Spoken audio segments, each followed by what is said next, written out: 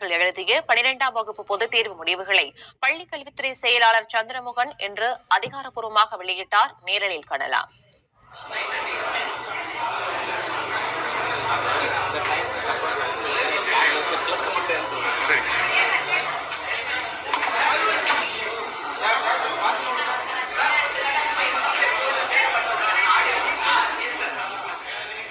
பன்னிரெண்டாம் வகுப்பு பொதுத் தேர்வு முடிவுகளானது தற்போது வெளியிடப்பட்டு வருகிறது.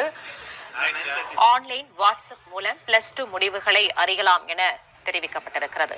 தேர்வு முடிவுகளை அறிய இணையதள முகவரிகளும் அறிவிக்கப்பட்டிருக்கின்றன. இதன் அடிப்படையில் மாணவர்கள் தங்களது தேர்வு முடிவுகளை அறிந்து கொள்ளலாம் என தெரிவிக்கப்பட்டிருக்கிறது.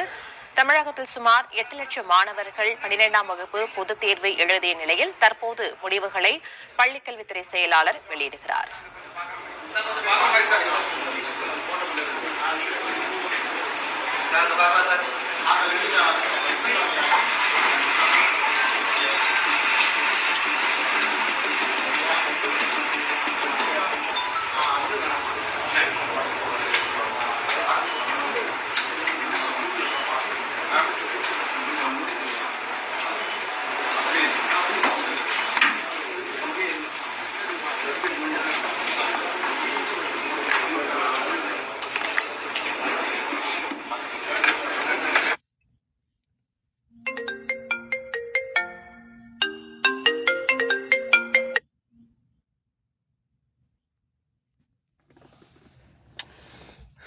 ரெக்கார்ட் பண்ணிக்கிறேன். கட் ஆக்கி விட்டுறேன்.